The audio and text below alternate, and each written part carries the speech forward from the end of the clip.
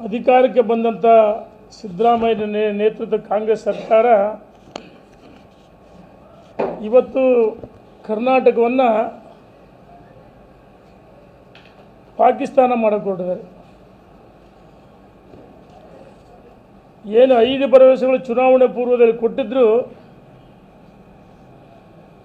5 ಭರವಸೆಗಳು 1 to 2 ಆಗಿ ಅಲ್ಪಸಂಖ್ಯಾತರಿಗೆ. ನಾವು ಅನೇಕ ಬಾರಿ ಹೇಳಿದ್ವಿ, ಅಲ್ಪಸಂಖ್ಯಾತರ ವಿರೋಧಿಗಳಲ್ಲ. ಸನ್ಮಾನ್ಯ ಜಮೀರ್ ಅಹಮದ್ ಅವರ ನಡವಳಿಕೆಯನ್ನು ಪಕ್ಷಾತೀತವಾಗಿ ಹಿಂದೂಗಳು ನಾವು ಖಂಡಿಸಬೇಕಾಗಿದೆ. ಇಲ್ಲದೇ ಇದ್ದರೆ ನಾವು ಇದೇ ರೀತಿ ಮೌನಕ್ಕೆ ಶರಣಾದರೆ ಇದು ನಮ್ಮ ದೌರ್ಬಲ್ಯ ಅಂತೇಳಿ ಸನ್ಮಾನ್ಯ ಸಿದ್ದರಾಮಯ್ಯನವರು ಜಮೀರ್ ಅಹಮದ್ ತಾಳಕ್ಕೆ ತಕ್ಕಂಗೆ ಕುಡಿತಾ ಇದ್ದಾರೆ.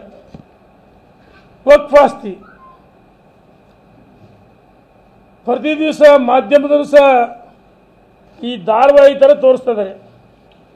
ಭಾರತೀಯ ಜನತಾ ಪಾರ್ಟಿಯವರು ನಾವು ಹೋರಾಟವನ್ನು ಮಾಡಿ ಇಡೀ ರಾಜ್ಯದಲ್ಲಿ ಸರ್ಕಾರಕ್ಕೆ ಬಿಸಿಯನ್ನು ಮುಟ್ಟಿಸಿದ್ದೀವಿ.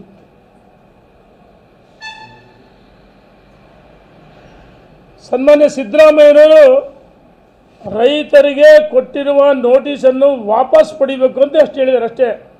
ಆದರೆ ಪಹಣಿಯಲ್ಲಿ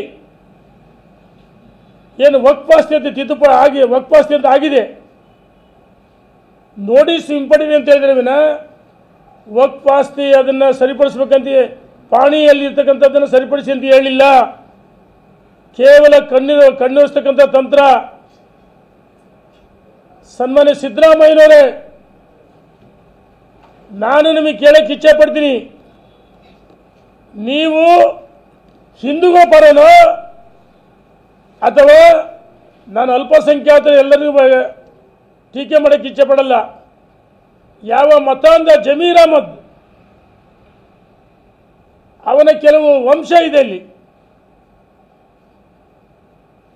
ಅವ್ರ ಪರನೋ ನೀವು ರಾಜ್ಯದ ಜನರಿಗೆ ಸ್ಪಷ್ಟನೆ ಕೊಡಬೇಕಾಗಿದೆ. ಮಠಾಧೀಶರು ಬೀದಿಗಿಳ್ತಾರೆ, ರೈತರು ಬೀದಿಗಿಳ್ತಾರೆ. ಭಾರತೀಯ ಜನತಾ ಪಾರ್ಟಿ ಈ ಹೋರಾಟವನ್ನು ಕೈಗೆತ್ತಿಕೊಂಡಿದ್ದೀವಿ. ಈ ಹೋರಾಟ ಇಲ್ಲಿಗೆ ನಿಲ್ಲಲ್ಲ.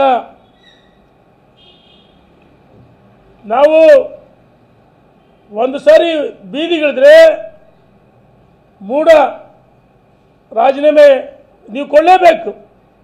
ಸೈಟ್ ವಾಪಸ್ ಕೊಟ್ರಿ, ಒಬ್ಬ ಅಧಿಕಾರಿಯನ್ನು ಬಚ್ಚಿಟ್ಟಿದ್ದೀರಿ. ಯಾವ ನಾಗೇಂದ್ರ ವಾಲ್ಮೀಕಿ ಹಗರಣದಲ್ಲಿ ವಾಲ್ಮೀಕಿ ನಿಗಮದ ಹಗರಣ ಮಾಡಿದ್ರು, ಭಾರತೀಯ ಜನತಾ ಪಾರ್ಟಿ ಹೋರಾಟ ಪ್ರತಿಫಲ ಅವರು ರಾಜೀನಾಮೆ ಕೊಟ್ಟರು, ತನಿಖೆ ಆಗ್ತದೆ, ಅವರು SIT ಕೊಡಿದ್ರು. ನಿನ್ನೆ ದಿವಸ ಮೈಸೂರಿನಲ್ಲಿ ಹೇಳಿದರೆ ನಾಗೇಂದ್ರವನ್ನು ಮತ್ತೆ ಸಚಿವರು ಮಾಡ್ತೀವಿ ಅಂತ ಹೇಳಿದ್ದಾರೆ. ಏನು ಬಿಟ್ಬಿಡ್ತೀವ ಭಾರತೀಯ ಜನತಾ ಪಾರ್ಟಿಯವರು?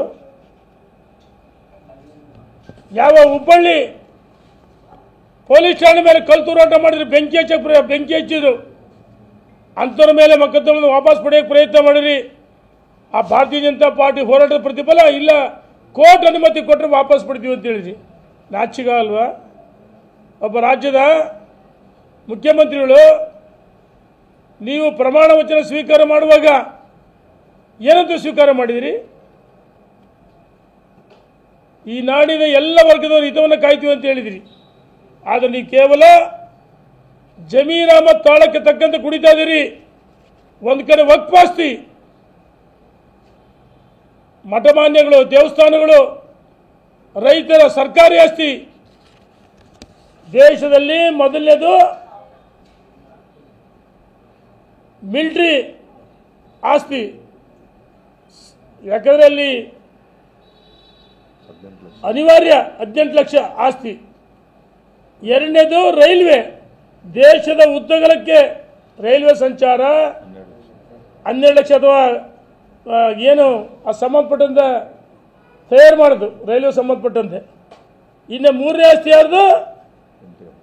ವಕ್ಫ್ ಆಸ್ತಿ ಎಷ್ಟು 10 ಲಕ್ಷ 870 ಇವತ್ತು ಈ ದೇಶಕ್ಕೆ ಮಾರಕ ವಕ್ಫ್ ಮಾಡಿದ್ದು